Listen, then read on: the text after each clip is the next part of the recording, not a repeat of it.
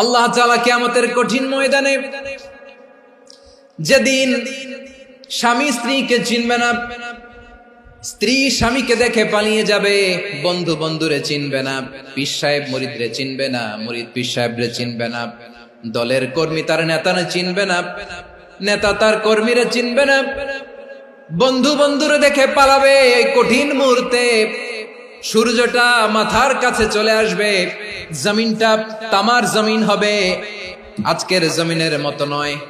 মানুষ ঘর্মাক্ত, ক্লান্ত, শ্রান্ত মাথার মগজগুলো কানের ছিদ্র আর নাকের ছিদ্র দিয়ে বেয়ে বেয়ে পড়বে।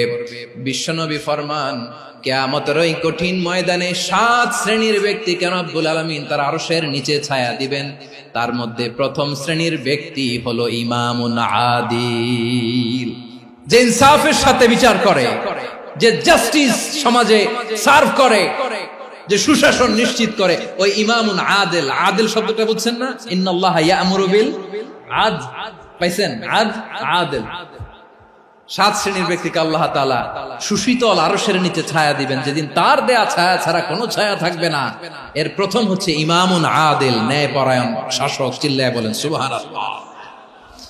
আবার বিশ্বনবী বললেন, ইন্নাল মুকসিতিনা ইনদাল্লাহি আলা মানাবিরা মিন নূর আন ইয়ামিনির রহমান। কিয়ামতের দিন যারা ন্যায় পরায়ণ হিসেবে আল্লাহর সামনে দাঁড়াবে, কিয়ামতের দিন রব্বুল আলামিন তার আরশের ডান দিকে ওই ন্যায় পরায়ণ লোকদের জন্য আরশের ডান দিকে একটা নূরের মিম্বারে তাদেরকে বসার সুযোগ করে দিবে। আল্লাহর আরশের ডান দিকে ন্যায় পরায়ণ লোকদের জন্য আল্লাহ তাআলা নূরের মিম্বার বানাবে। 4টে কেন কথা মনে করেছেন? আল আদাল, জাস্টিস। ইন্নাল্লাহা ইয়া'মুরু বিল আদল। আল্লাহ তাআলা এই আদালতের নির্দেশনা দেন, সুবিচার, সুশাসন। প্রিয় ভাইয়েরা, এটা আমরা বাংলাদেশে চাই কি চাই না? এই যে অরাজকতা, এই যে অন্যায়, এই যে জুলুম, এই যে ইনকনসিস্টেন্সি সমাজের অসঙ্গতির প্রধান কারণ জাস্টিস নাই, সুবিচার নাই, সুশাসন নাই। শেষবারের মতো আওয়াজ করে বলেন তো, আমরা বাংলাদেশে আদল চাই কি চাই না? তাহলে প্রথম নির্দেশনা শেষ। আল্লাহ তাআলা তোমাদেরকে আদলের আদেশ দেন। এরপরে আল্লাহ বললেন, আমি তোমাদেরকে ইহসানের আদেশ দেই। ইন্নাল্লাহা ইয়া'মুরু বিল আদলি ওয়াল ইহসান। আমি তোমাদেরকে যেমনি আদলের নির্দেশনা দেই, তেমনি ভাবে তোমাদেরকে ইহসানের নির্দেশনা দেই। ইহসান, আওয়াজ করে সবাই বলেন তো ইহসান। ইহসান মানে কারো প্রতি সফট হার্টেড হওয়া, মহানুভব হওয়া, অনুগ্রহ পরায়ণ হওয়া, অনুগ্রহশীল হওয়া, একে অপরের প্রতি দয়াদ্র হওয়া। একে অপরের প্রতি দয়াদ্র, অনুগ্রহশীল হওয়া ছাড়া মানবিক সমাজ কশিনকালেও গঠন করা সম্ভব না। প্রিয় ভাইয়েরা, সুন্দর আচরণ দিয়ে, ইহসান দিয়ে যা জয় করা যায়, নরম আচরণ দিয়ে যেটা অর্জন করা যায়, কঠোরতা দিয়ে সেটা পারা যায় না। বিষ্ণু ঈসা ইসলাম ইহসান দিয়ে, কোমল আচরণ দিয়ে, তার অনুগ্রহ দিয়ে তিনি অনেক কাফিরের হৃদয়কে জয় করে ফেলেছেন। সাইয়েদনা সুমামা ইবনে উসাল রাদিয়াল্লাহু তাআলা আনহুর কথা মনে পড়ে যায়। তিনি ছিলেন ইয়ামামার বাদশা। মদিনাতে বিশ্বনবীকে হত্যা করার নিয়তে এসেছিলেন। গোপনে গোপনে বিশ্বনবীকে হত্যা করে আবার ইয়ামামাতে তিনি ফিরে যাবেন। কিন্তু কি অবাক করা কাণ্ড, হত্যা করতে পারে নাই, সাহাবাদের হাতে তিনি ধরা পড়ে গেলেন। সাইয়েদনা সুমামা ইবনে উসাল রাদিয়াল্লাহু তাআলা আনহু হত্যার নিয়তে আসলেন, কিন্তু হত্যা করতে পারলেন না। সাহাবারা ওনাকে ধরে ফেললেন, ধরে মসজিদে নববীর পিলারের মধ্যে বেঁধে রাখলেন। সুমামা ইবনে উসাল, সিরাত থেকে শুনে, সিরাত থেকে শোনাচ্ছি, রাদিয়াল্লাহু তাআলা আনহু ইয়ামামার অধিপতি ছিলেন। বিশ্বনবীকে হত্যার জন্য আসছেন, ধরা পড়ে গেছেন, এখন মসজিদে নববীতে বেঁধে রাখছে, তার মানে বন্দী। এখন স্ট্যাটাস কি? বন্দী, ক্যাপ্টিভ। তো বিষ্ণু ঈসা ইসলাম সাহাবাদেরকে বললেন, তার খোঁজ খবর নিও, সুমামা ইবনে উসালের খোঁজ খবর নিও। সাহাবারা বলেন, ইয়া রাসূলুল্লাহ, আপনাকে হত্যা করতে এসেছে, তার তো কঠিন ক্যাপিটাল পানিশমেন্ট হওয়া দরকার, কঠিন শাস্তি হওয়া দরকার। বিশ্বনবী বললেন, না, আমি যেটা জানি তোমরা সেটা জানো না, তোমরা সুমামার সাথে ভালো আচরণ করো। বিশ্বনবী সুমামার কাছে গেলেন। প্রথম দিন যে তিনি কালেমার দাওয়াত দিলেন, ইমানের দাওয়াত দিলেন, ইসলামের দাওয়াত দিলেন, রিসালাতের দাওয়াত দিলেন, আখিরাতের দাওয়াত দিলেন। পরের দিন যে বিশ্বনবী সালাতের দাওয়াত দিলেন, যাকাতের দাওয়াত দিলেন, ইসলাম কি, কিভাবে, কেমন করে পালন করতে হয় চমৎকার আর্টিকুলেট করতে শুরু করলেন। তন্ময় হয়ে সুমামা ইবনে উসাল রাদিয়াল্লাহু তাআলা আনহু বিশ্বনবীর কথাগুলো শুনতে আরম্ভ করলো। একদিন নয়, 2 দিন নয়, টানা 3 দিন বিশ্বনবী সুমামার কাছে ইসলামকে প্রেজেন্ট করেছেন, উপস্থাপন করেছেন। আওয়াজ করে বলেন, কয় দিন? 3 দিন। 3 দিন মসজিদে নববীতে বাধা। আর সাহাবীদেরকে বললেন, তার খোঁজ খবর নিও, তোমরা যে রুটি বানাও এর মধ্যে সবচেয়ে ভালো আটার রুটিটা তারে দিও, সবচেয়ে রিফাইন্ড খেজুর, যেটা পিওর খেজুর, এটা তারে দিও।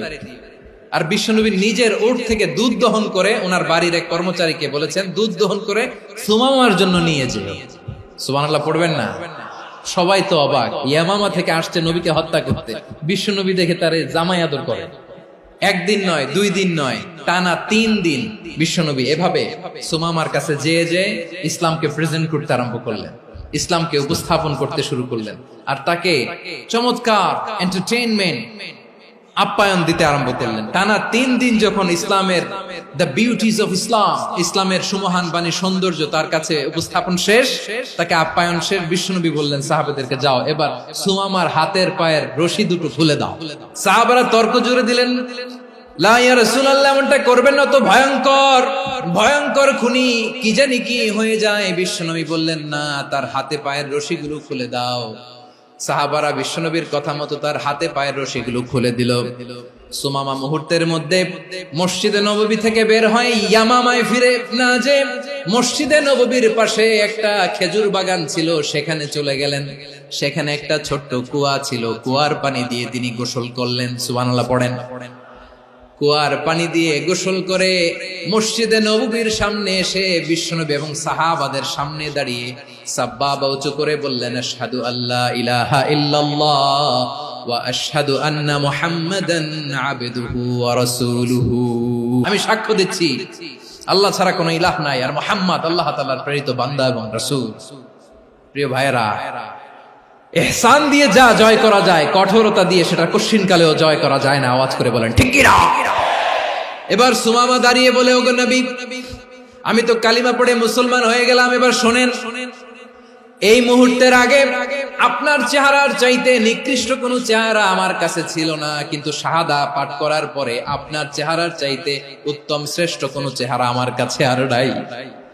ও নবী, আজকের দিনের আগে ইসলাম ধর্মের চেয়ে নিকৃষ্ট অপছন্দনীয় কোনো ধর্ম আমার কাছে ছিল না, কিন্তু এই মুহূর্ত থেকে ইসলামের চেয়ে সেরা শ্রেষ্ঠ পছন্দনীয় কোনো ধর্ম আমার কাছে নাই। নবী গো, আজকের দিনের আগে মদিনার চাইতে অপছন্দনীয় নিকৃষ্ট কোনো শহর আমার কাছে ছিল না, কিন্তু এই মুহূর্তের পর থেকে মদিনার চাইতে কোনো শ্রেষ্ঠ শহর আমার জানা নাই। সে ছিল গমের বড় ডিলার, গম বেচতো। কি বেচতো? তার গম কিনে মক্কার লোকেরা রুটি খাইতো। সে ঘোষণা দিল, আজকে থেকে মক্কাবাসীদের জন্য সব গম আমি হারাম করে দিলাম, মক্কাবাসী এখন না খেয়ে মরে। সুবহানাল্লাহ পড়বেন না? মক্কাবাসী বিশ্বনবীর কাছে আসলেন, এসে বললেন, মুহাম্মদ, আমরা তো তোমার ভাই, তোমার চাচা, তোমার ভাতিজা, তোমার আত্মীয়, তুমি সুমামারে বলো সে যেন আবার গমের সাপ্লাই মক্কার জন্য অনুমতি দিয়ে দেয়। বিশ্বনবীর অনুমতি ক্রমে সুমামা আবার মক্কাতে গম পাঠাতে শুরু করলো। পড়েন সুবহানাল্লাহ। ইহসান, ইহসান দিয়ে আপনি যেটা জয় করতে পারবেন, you can win the heart of your enemies. ইহসান দিয়ে আপনি আপনার শত্রুর হৃদয়কে জয় করতে পারবেন। এজন্য আল্লাহ বললেন, ওয়া আনফিকু ফি সাবিলিল্লাহি ওয়া লা তুলকু বিআইদিকুম ইলাত তাহলুকা ওয়া আহসিনু ইন্নাল্লাহা ইউহিব্বুল মুহসিনিন। তোমরা আল্লাহর রাস্তায় দান করবে আর নিজেরা নিজেদেরকে ধ্বংসের হাতে ঠেলে দিও না। তোমরা একে অপরের প্রতি ইহসান করবে, কারণ ইহসানকারীদেরকে আল্লাহ বড় ভালোবাসেন। সুবহানাল্লাহ পড়েন।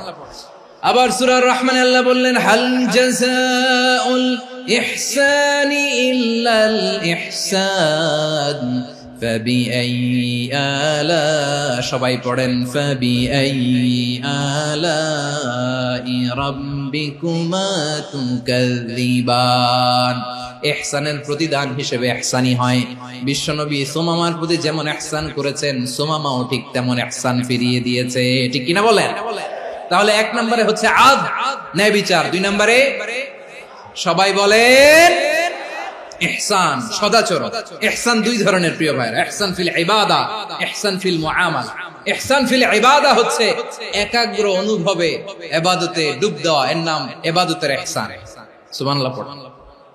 বিশ্বনবী বলেন ইহসান মানে কি জানো নাকি? হাদিসে জিবরিলে সাইয়েদনা জিবরিল আলাইহিস সালাম বিশ্বনবীকে বললেন আখবিরনি আনিল ইহসান। নবী আমাদেরকে বলেন ইহসান মানে কি? বিশ্বনবী বললেন আনতা আবুদাল্লাহা কাআন্নাকা তারাহু ফাইন লাম তাকুন তারাহু ফাইন্নাহু ইয়ারাক।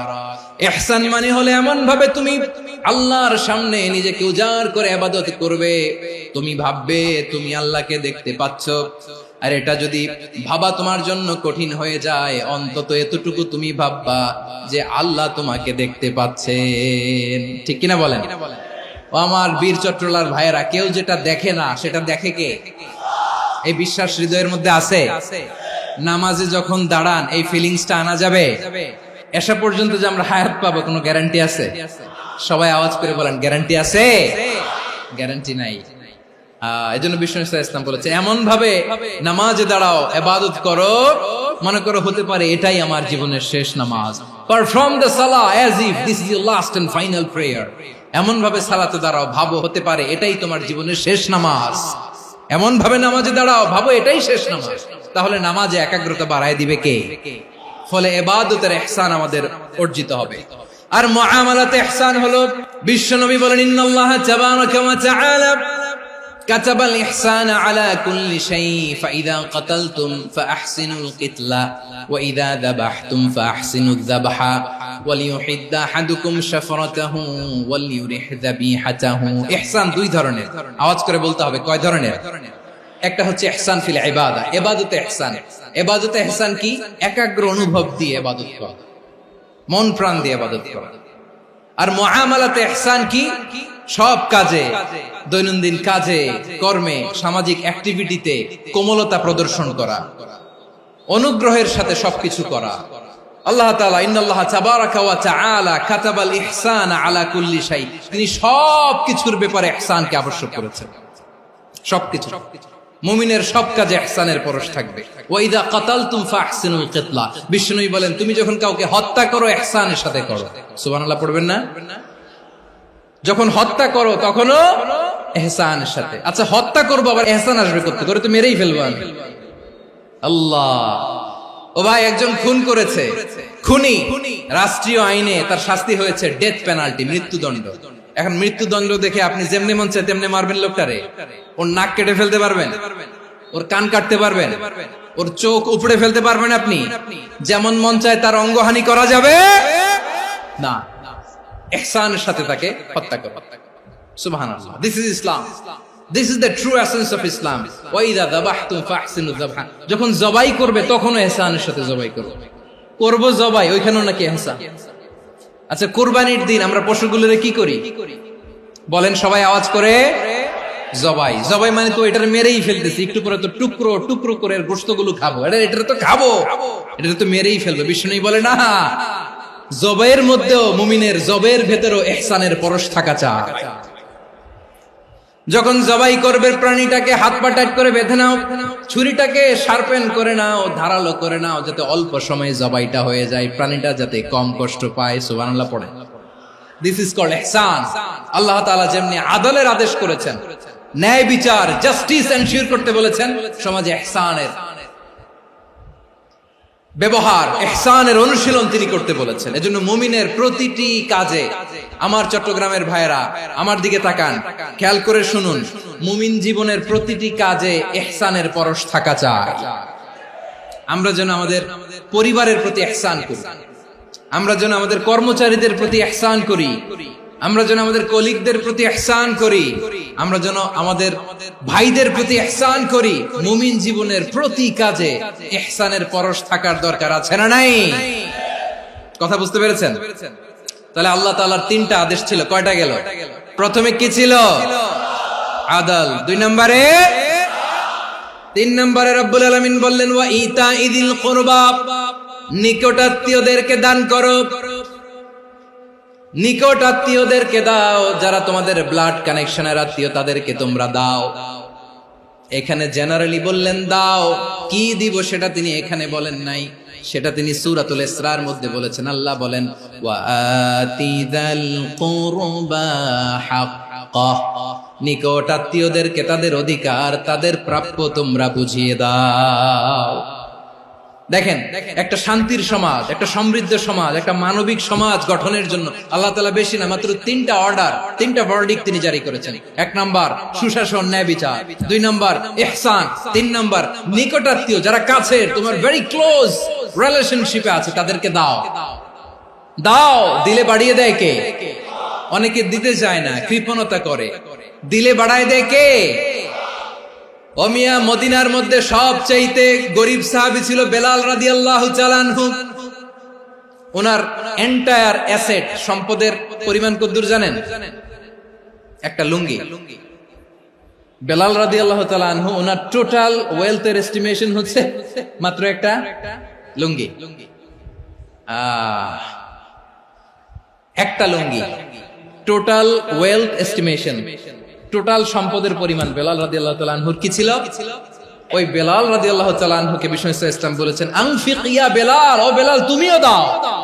ওয়ালা তাখশা মিন যিল আরশি ইখলালা, আরশের অধিপতির তো কোনো ঘাটতি নাই, তুমি দিলে ওই আল্লাহ তোমারে বাড়ায় দিবে। এজন্য আমার প্রিয় ভাইয়েরা, দিলে কমে না, দিলে বাড়ে। অনেকে ধরে রাখে, নতুন কিছু নিতে পারে না, হাত দিয়ে যেটা ধরে রেখেছেন এটা দিয়ে দেন, বড় একটা ধরার সুযোগ পাবেন। জোরে বলেন ঠিক কিনা? রব্বুল আলামিন বললেন তিন নাম্বার আদেশ হলো তোমাদের প্রতি সমাজটারে কেমন করে মানবিক সমাজ, সুন্দর সমাজ গড়বা। তিন নাম্বার আদেশ হলো ওয়া আতিদাল কুরবা হাক্কা, নিকটাত্মীয়দেরকে তাদের প্রাপ্য বুঝিয়ে দাও। এই নিকটাত্মীয়দেরকে তাদের অধিকার বুঝিয়ে দেওয়া, প্রাপ্য বুঝিয়ে দেওয়াতে আমাদের গাফলতি আছে না নাই? অনেকে দেখবেন অনেক আল্লাহওয়ালা, তাহাজ্জুদ গুজার, সেজদা দিতে দিতে কপালে কালো দাগ ফেলে দিছে, সে তার বোনের হকটা আদায় করে নাই। আছে না নাই? অনেক বড় হাজী সাহেব, বিশাল লম্বা দাড়ি, ছেলেরে সব দিয়ে দিছে, মেয়েরে কিছু দেয় নাই, মেয়ের হক আদায় করে নাই। আছে না নাই? এই হাজী সাহেবেরা, এই আল্লাহওয়ালারা কিয়ামতের ময়দানে আটকে যাবে। আপনি অন্যের অধিকার নষ্ট করেছেন, তাদের রাইটস কে ভায়োলেট করেছেন। এজন্য আল্লাহ তাআলা বলেন, কারো অধিকার যদি কেউ নষ্ট করে, ওই সমাজটা মানবিক সমাজ কঠিনকালেও হতে পারে না। এজন্য তিন নম্বর আল্লাহ বললেন ওয়া ইতাইদিল কুরবা, নিকটাত্মীয়দেরকে দাও। কি দিবা? তাদের অধিকার দিয়ে দাও। বোনের অধিকার বুঝিয়ে দাও, মেয়ের অধিকার বুঝিয়ে দাও, ফুফুর অধিকার বুঝিয়ে দাও। দেখবেন অনেক মায়েরা ছেলের পাতে মুরগির রান দেয়, মেয়ের পাতে দেয় মুরগির ঠ্যাং। তো মেয়ের কি মুরগির রান খেতে মনে চায় না? মনে চায় না? এমনটা করা যাবে না। নিকটাত্মীয়দেরকে অধিকার দিয়ে দাও, নিকটাত্মীয়ের সাথে সুসম্পর্ক রাখো। আদেশটা কার? এজন্য প্রিয় ভাইয়েরা, জীবনে যদি বারাকা অর্জন করতে চান, নিকটাত্মীয়দের সাথে সুসম্পর্ক রাখতে হবে, তাদের জন্য উপহার পাঠাতে হবে। বিশ্বনবী বলেন লা ইয়াদখুলুল জান্নাতা কাতে, যে ব্যক্তি আত্মীয়তার সম্পর্ককে ছিন্ন করে দেয়, সে কঠিন কালেও আল্লাহর জান্নাতে ঢুকবে না। আপনি কি এটারে সহজ হাদিস মনে করছেন? এটা সহজ কথা? আপনি ভাবছেন আপনার নামাজ আপনারে বাঁচাতে পারবে, আপনার রোজা বাঁচাতে পারবে, আপনার তাহাজ্জুদ আপনারে বাঁচাতে পারবে? অধিকার নষ্ট করলে কিছুই আপনারে বাঁচাতে পারবে না। এজন্য নিকট আত্মীয়দেরকে দিতে হবে বেশি বেশি। বিশ্বনবী বলেন ইন্না সাদাকাতা আলাল মিসকিনি সাদাকা ওয়া আলা যির রাহিমি ইসনাতান সাদাকাতুন ওয়া সিলা। মিসকিন রে দান করলে শুধু দানের সওয়াব হয়, নিকট আত্মীয়কে দান করলে দুইটার সওয়াব হয়, সাদাকার সওয়াব হয়, আবার আত্মীয়তার বন্ধন অটুট রাখার সওয়াব হয়ে যায়। আবার বিশ্বনবী বললেন মান সাররাহু আইয়ুবসাতা লাহু ফি রিজকিহি ওয়া ইনসালাহু ফি আসারিহি ফালইয়াসিল রাহিমা। যে ব্যক্তি তার রিজিকের প্রশস্ততা চায় আর হায়াতে বরকত চায়, সে যেন তার আত্মীয়ের সাথে সুসম্পর্ক রাখে। আমার প্রিয় চট্টলার ভাইয়েরা, আমাদের রিজিক বাড়ুক, এটা আমরা চাই কি চাই না? সবাই চান? হ্যাঁ, আমাদের রিজিকে প্রশস্ততা আসুক, চাই কি চাই না? আমাদের হায়াতে বরকত আসুক, আমরা চাই কি চাই না?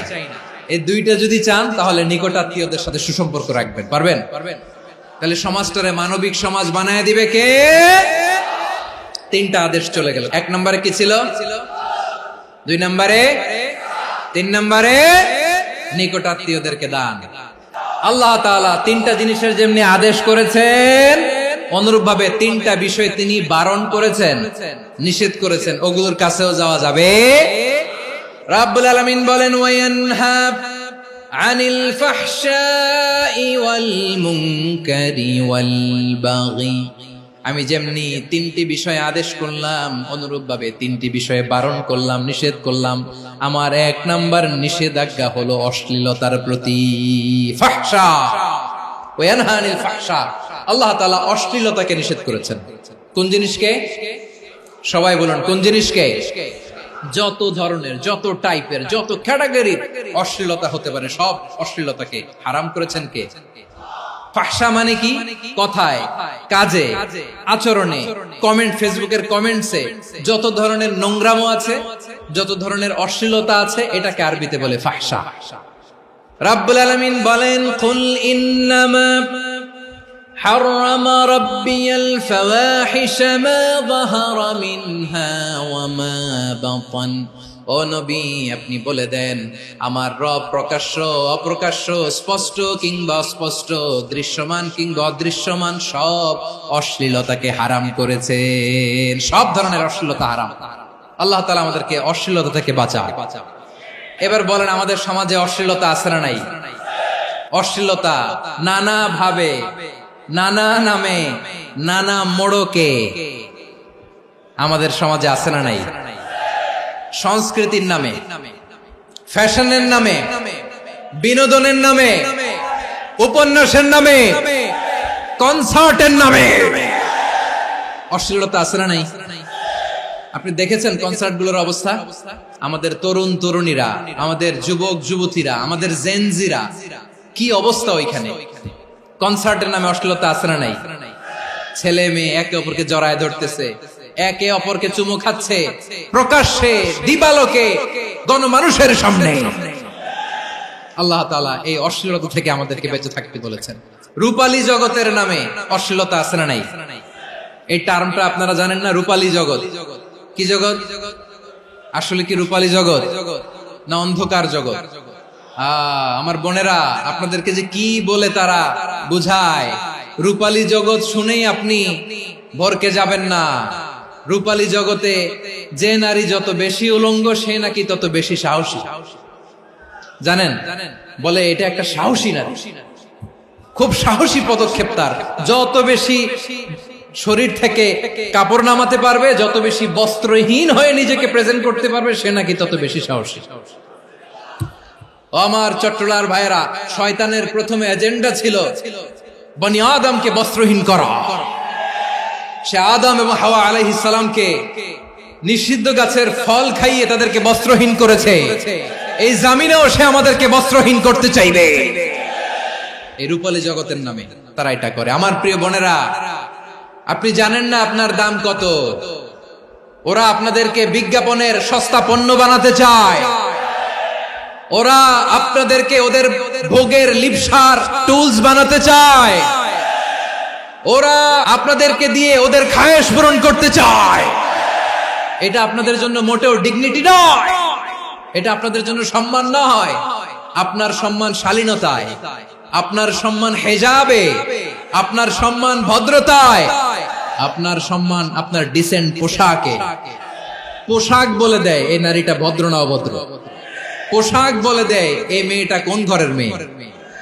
আপনি জানেন না? আপনারা সস্তা পণ্য বানায়, ভোগের পণ্য, বিলবোর্ডে আপনাকে উলঙ্গ করে উপস্থাপন করে। এই অশ্লীলতার সাথে ইসলামের কোন সম্পর্ক? এজন্য আল্লাহ বলেন, আমি অশ্লীলতাকে হারাম করেছি। অশ্লীলতাকে হারাম করার প্রথম কারণ হলো এর মাধ্যমে মানবতাকে অপমানিত করা হয়। কারণ মানুষের সম্মান মানুষের পোশাকে। মানুষ যখন পোশাকহীন হয়ে যায়, বস্ত্রহীন হয়ে যায়, তার সম্মান কমে যায়। ঠিক কিনা? অশ্লীলতাকে হারাম করার প্রথম কারণ হচ্ছে মানুষ মানুষকে অপমান করে। একটা নারী, সে তো সম্মানিত, নারী যে কত সম্মানিত নারীর এটা বুঝেই নাই। বিশ্বনবী বলেন আদ-দুনিয়া কুল্লুহা মাতা ওয়া খায়রু মাতা'আদ দুনিয়া আল মারআতুস সালিহা। আমার বোনেরা, 5টা প্যান্ডেলে আপনারা এলইডিতে আমার আলোচনা শুনছেন, আমি জানি। আপনাদের এই গর্ভ যে কত দামি আপনি জানেন না। আপনার পেট থেকেই আসবে আগামী দিনের সালাহুদ্দিন আল আইয়ুবী। আপনার পেট থেকেই আসবে অনাগত দিনের ইমাম মাহদী আল মুনতাযর। আপনার পেট থেকেই আসবে অনাগত দিনের ফয়সাল, ওয়াসিম, মুগ্ধ, আবু সাইদের মতো বীর যোদ্ধা।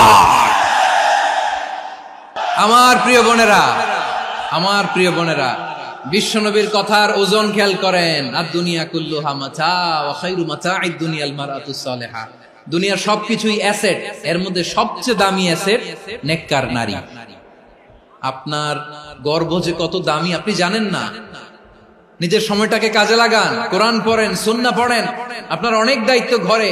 You are the MD of your family.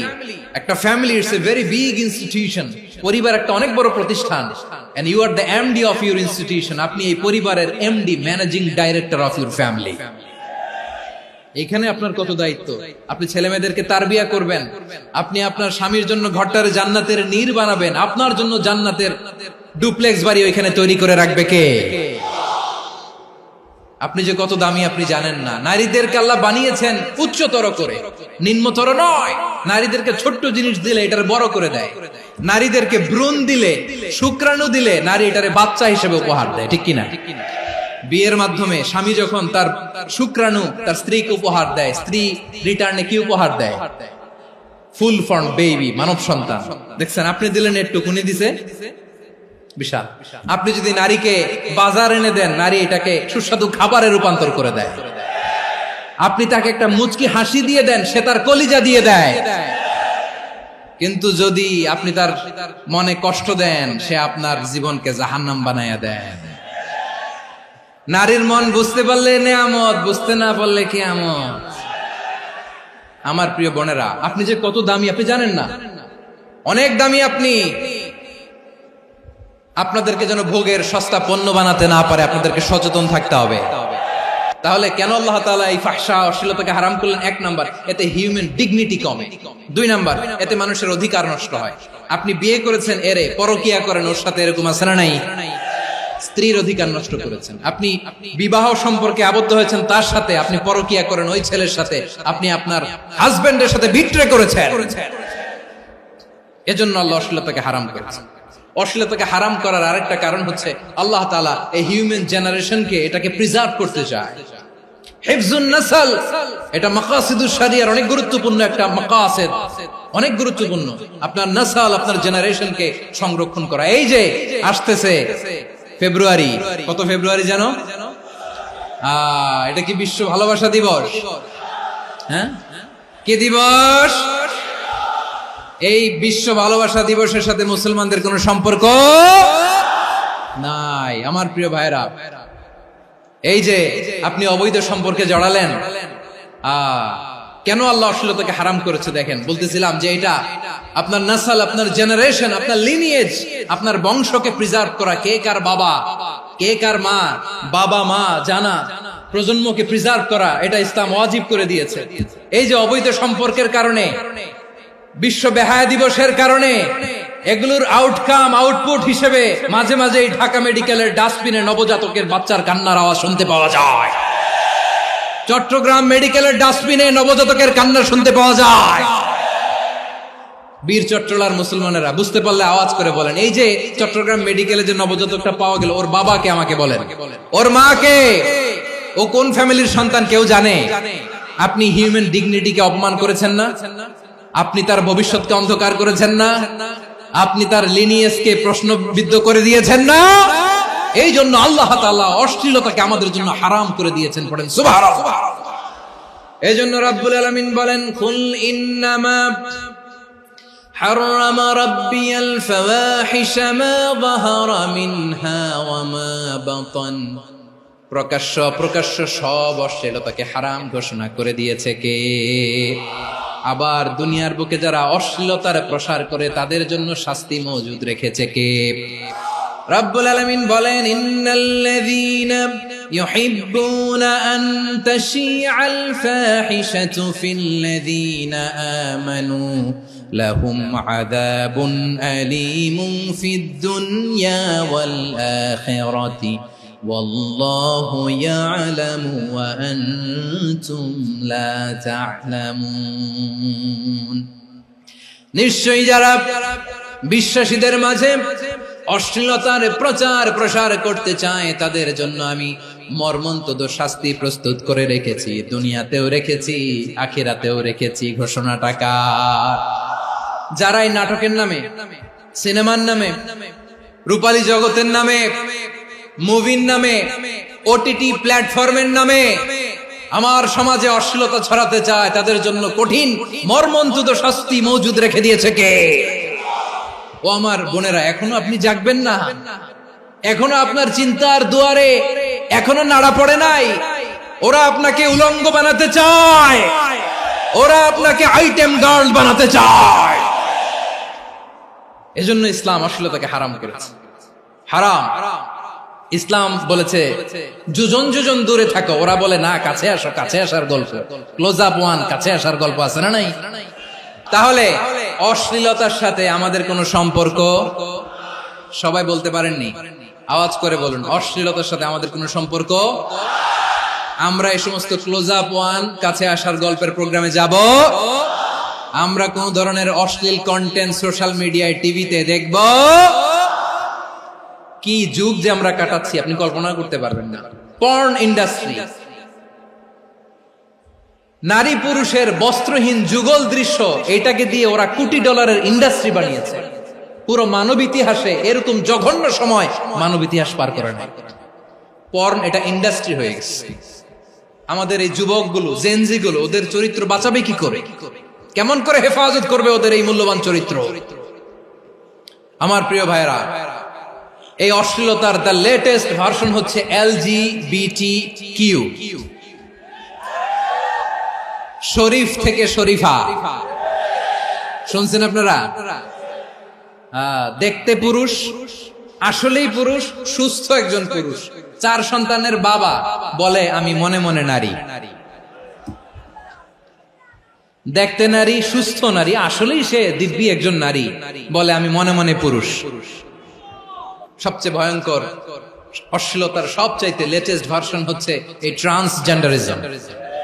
সুস্থ পুরুষ তার বায়োলজিক্যাল গ্রোথকে হরমোন দিয়ে স্টপ করে দিয়ে সে সার্জারি করে নারী হতে চায়, সুস্থ নারী পুরুষ হতে চায়।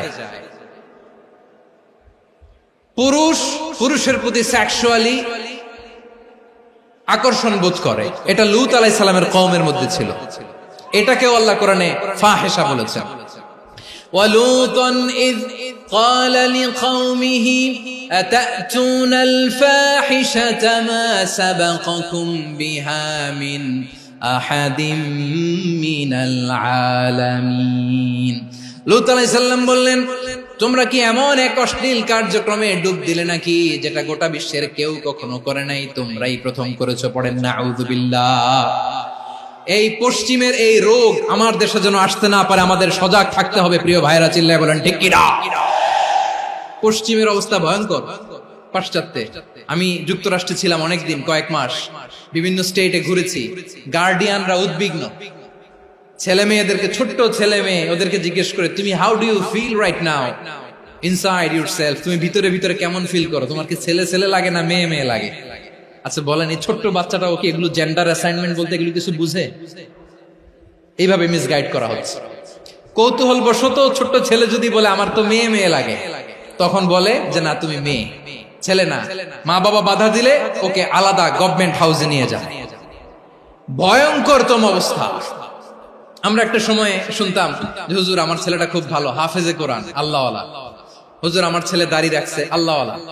হুজুর আমার ছেলে 5 ওয়াক্ত সালাত জামাতের সাথে পড়ে, তার মানে আল্লাহওয়ালা। পশ্চিমে যে আমি কি শুনছি জানেন? ওরা বলে হুজুর আমার ছেলেটা ইউনিভার্সিটির একটা মেয়ের সাথে প্রেম করে, ও খুব আল্লাহওয়ালা, হুজুর দোয়া করবেন। এর কারণ ওদের কাছে আল্লাহওয়ালার ক্রাইটেরিয়া হচ্ছে হুজুর আমার ছেলেটা আরেক ছেলের পছন্দ করে নাই, আমার মেয়েটা আরেক মেয়েকে ভালোবাসে নাই, এজন্য আমার ছেলেটা আল্লাহওয়ালা, হুজুর ওর জন্য একটু দোয়া করে দিয়ে। কি চ্যালেঞ্জ ওরা ফেস করতেছে। ওনার ছেলে যে আরেক ছেলেরে বিয়ে করবে না, এটাতেই উনি খুশি যে আলহামদুলিল্লাহ আমার ছেলেটা একটা মেয়েরে ভালোবাসে, আমার মেয়েটা একটা ছেলেরে ভালোবাসে, মানে এটা খুব আল্লাহওয়ালা। নাউজুবিল্লাহ পড়তে পারলেন না? এজন্য অশ্লীলতার সাথে আমাদের কোন সম্পর্ক।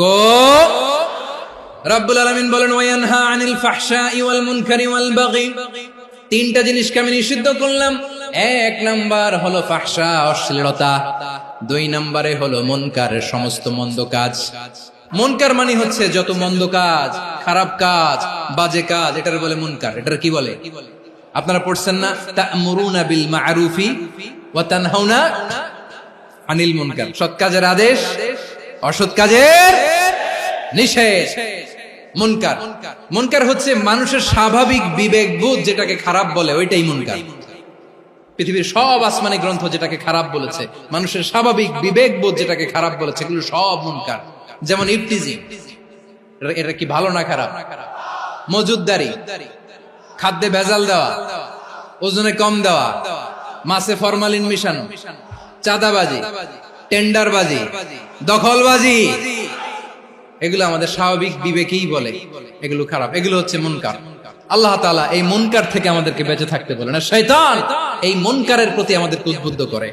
আল্লাহ তাআলা বললেন, ইয়া আইয়ুহাল্লাযীনা আমানু লা তাত্তাবিউ খুতুওয়াতিশ শাইতান ওয়া মান ইয়াত্তাবি' খুতুওয়াতিশ শাইতানি ফাইন্নাহু ইয়া'মুরু বিল ফাহশাই ওয়াল মুনকার। আল্লাহ বললেন, আমার গোলামেরা শোনো শোনো, ও আমার বিশ্বাসী বান্দারা খবরদার, তোমরা কশিনকালেও শয়তানের পদাঙ্ক অনুসরণ করবে না, কারণ শয়তান তোমাদেরকে অশ্লীলতা এবং মন্দ কাজের দিকে উদ্বুদ্ধ করে। আমাদের কাজ হচ্ছে শয়তান আমাদেরকে যেদিকে নিতে চায় আমরা তার উল্টা দিকে যাব। শয়তান এই মন্দ কাজকে আমাদের কাছে বিউটিফাই করে, চাকচিক্যময় করে আমাদের সামনে উপস্থাপন করে। এজন্য আল্লাহ বলেন মুনকারকে থামাতে হবে, মুনকার প্রতিরোধ করতে হবে। মুনকার প্রতিরোধের দায়িত্ব শুধু আমাদের নাকি? শুধু আপনার খতিব সাহেবের, ইমাম সাহেবের, নাকি মুসলিম উম্মার সবার? আওয়াজ করে বলুন, মুনকার অসৎ কাজ প্রতিরোধের দায়িত্ব কার? রাব্বুল আলামিন বলেন, কুনতুম খায়রা উম্মাতিন উখরিজাত লিন-নাসি তা'মুরুনা বিল মা'রুফি ওয়া তানহাউনা আনিল মুনকার। তোমাদেরকে শ্রেষ্ঠ জাতি করে জমিনের মধ্যে আবির্ভূত করা হয়েছে, যাতে করে তোমরা জমিনের ভেতরে সৎ কাজের আদেশ করতে পারো আর অসৎ কাজের নিষেধ করতে পারো। উম্মাহ, কুনতুম খায়রা, তাহলে গোটা উম্মার দায়িত্ব, এটা বুঝতে পারছেন তো? আচ্ছা, আরো নিচে আসেন। এরপরে আল্লাহ বললেন, শুধু উম্মাহ না, এই জমিনের রাজত্ব আমি যাদের হাতে দেই, এই জমিনের মালিক আমি যাদেরকে বানিয়ে দেই, যাদেরকে আমি সরকারের দায়িত্ব দেই, তাদেরকেও মুনকার প্রতিরোধের দায়িত্ব দিয়েছে কে? আল্লাহ বলেন, যারা ক্ষমতার মসনদে বসেছে তাদেরকে 4 দফা কর্মসূচি আমি আল্লাহ দিলাম। আওয়াজ করে বলেন, কয় দফা? আল্লাহ বলেন, আল্লাযীনা ইম্মাক্কান্নাহুম ফিল আরদি আকামুস সালাতা ওয়া আতাউয যাকাতা ওয়া আমারু বিল মা'রুফি ওয়া নাহাউ আনিল মুনকার ওয়ালিল্লাহি আকিবাতুল উমুর। যারা এই জমিনের উত্তরাধিকার হয়েছে তারা 4 দফা কর্মসূচি নিয়ে সামনে আগাবা।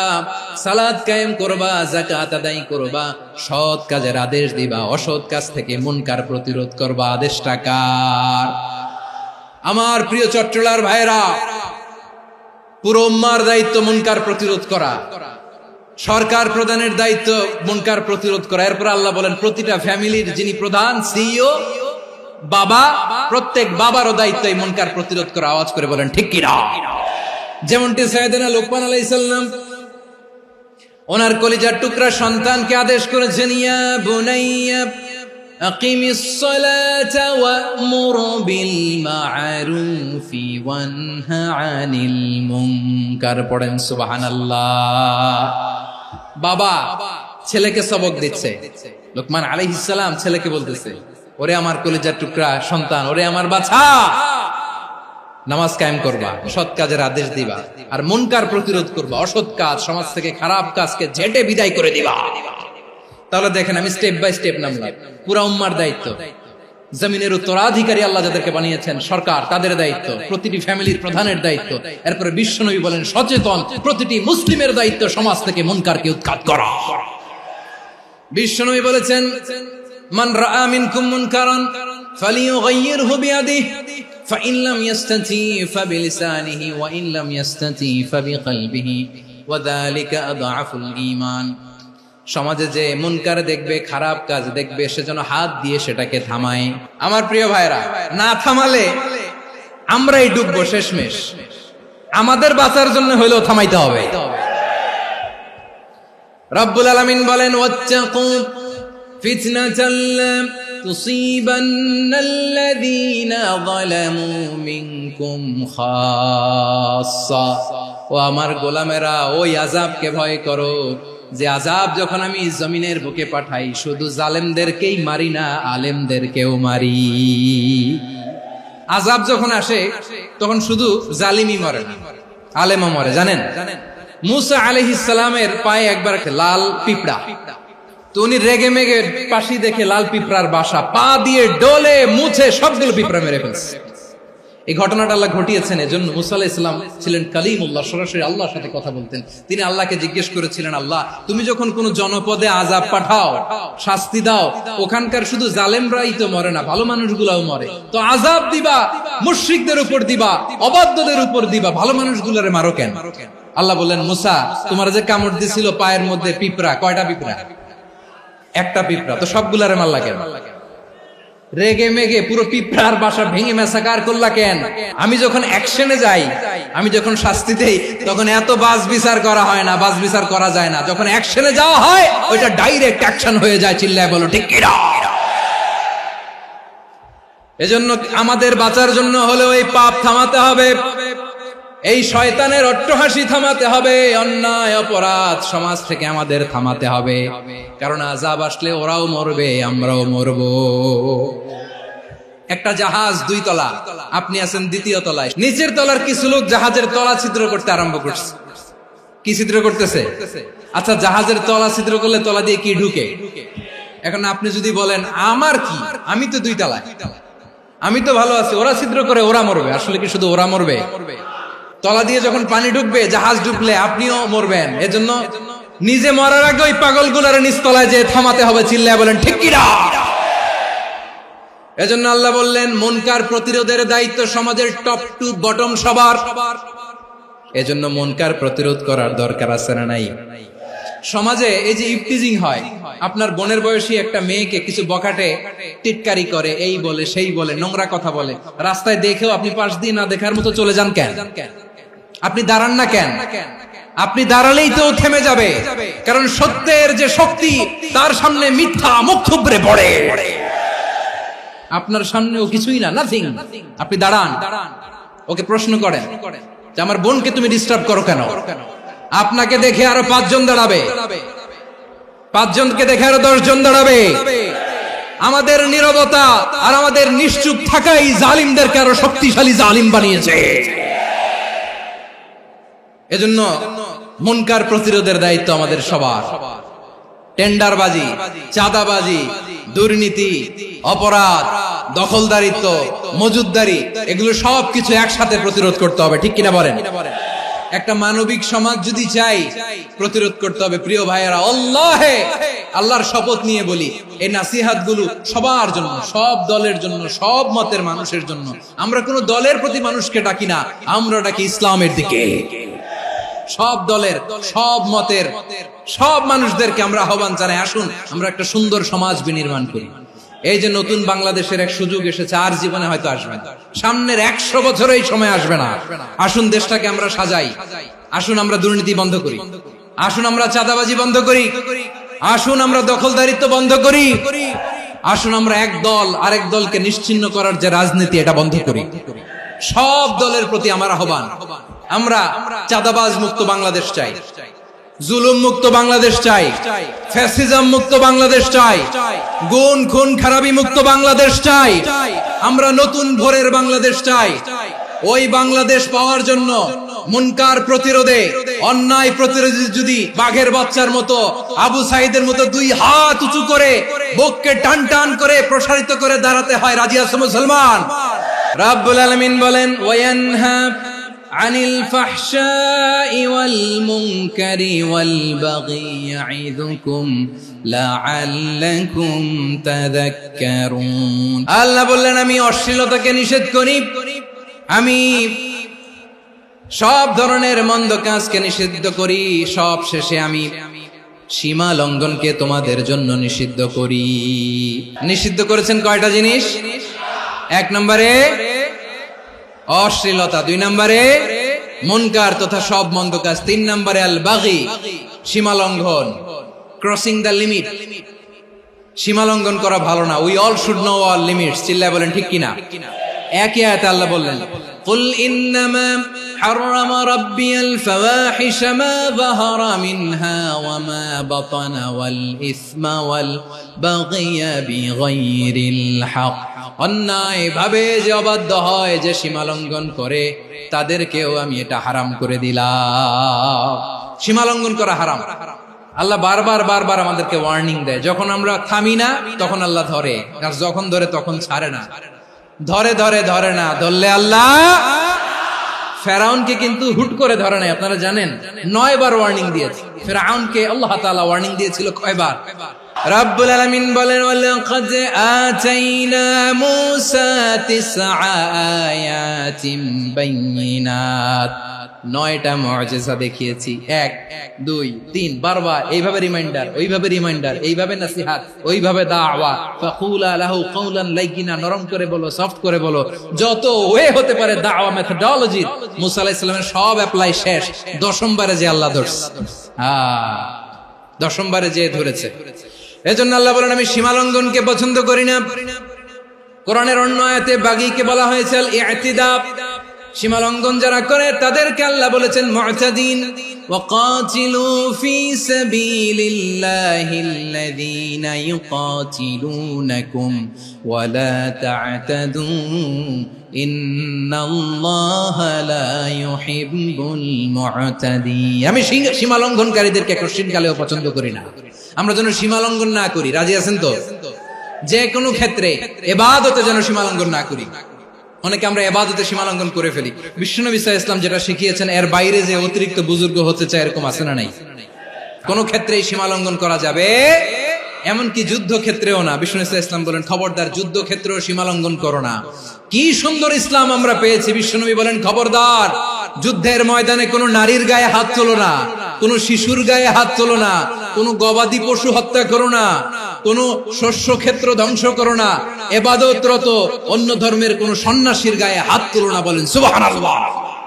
তাহলে আমরা সীমা লঙ্ঘন করতে পারবো? প্রিয় ভাইরা, একটা সুখী, সমৃদ্ধ, শান্তির সমাজ, মানবিক সমাজ যদি আমরা গঠন করতে চাই, আমাদের আল্লাহর দেয়া কয়টা আদেশ মানতে হবে বলেন দেখি? আর বেঁচে থাকতে হবে কয়টা জিনিস থেকে? আল্লাহর আদেশ কি? 1 নাম্বার আদাল, ন্যায়পরায়ণতা। আমরা সুবিচার, সুশাসন, ন্যায় বিচার চাই কি চাই না? 2 নম্বরে কি ছিল? মাশাআল্লাহ, আমরা যেন সবার প্রতি দয়া পরবশ হই, ইহসান করি। 3 নম্বরে কি ছিল? নিকটাত্মীয়দের দান করা, তাদের অধিকার প্রাপ্য বুঝিয়ে দেওয়া। পাশাপাশি 3টা জিনিস থেকে আল্লাহ বারণ করেছেন, নিষেধ করেছেন। তার প্রথমটা ফাহশা, অশ্লীলতা। অশ্লীলতার সাথে আমাদের কোনো সম্পর্ক। 2 নম্বর নিষেধাজ্ঞা কি ছিল? আল মুনকার, সমাজের যত মন্দ কাজ এগুলোকে আমরা প্রতিরোধ করব। রাজি আছেন তো সবাই? 3 নম্বরে আল বাগী, সীমালঙ্ঘন। কোন মুসলিম সীমালঙ্ঘন করে না। রাব্বুল আলামিন শেষে বললেন ইয়াইদুকুম লাআল্লাকুম তাযাক্কারুন। আল্লাহ তোমাদেরকে উপদেশ দেন যাতে তোমরা শিক্ষা গ্রহণ করো। আমরা উপদেশ দেব, আমরা জোর করে কাউরে কিছু মানাতে চাই না। লা ইকরাহা ফিদ্দিন ওয়াযাক্কির ফাইন্না যিকরা তানফাউল মুমিনিন। উপদেশ দিলে এটা মুমিনদের কাজে দেয়। লাস্তা আলাইহিম বিমুসাইতির ইন্নামা আনতা মুযাক্কির। নবী হে, আপনি রিমাইন্ডার দাতা, আপনি উপদেশ দিবেন। আমরাও বিশ্বনবীর এই হাদিসগুলো থেকে, কোরআনের আয়াত থেকে রিমাইন্ডার, এই কথামালা, বাণী বাহক হিসেবে এই বাণীগুলো আপনাদের সাথে কাছে পৌঁছে দিলাম। আমরা আল্লাহ তাআলার কাছে প্রার্থনা করি, আল্লাহ আমরা যেন আদল দিয়ে আমাদের সমাজকে গঠন করতে পারি। আল্লাহ আমরা যেন ইহসান করতে পারি। আমরা যেন নিকটাত্মীয়দের দান করতে পারি। আল্লাহ যত ধরনের অশ্লীলতা, অনাচার, মন্দ কাজ, সীমালঙ্ঘন, অবাধ্যতা থেকে যেন আমরা বেঁচে থাকতে পারি। আল্লাহ তাআলা আমাদের সবাইকে কথাগুলো বোঝার ও আমল করার তৌফিক দান করুক। হাযা মা ইনদি ওয়াল ইলমু ইনদাল্লাহ আলাইহি তাওয়াক্কালতু ওয়া ইলাইহি উনীব। সুবহানাকাল্লাহুম্মা বিহামদিকা আশহাদু আল্লা ইলাহা ইল্লা আনতা আস্তাগফিরুকা ওয়া আতুবু ইলাইক।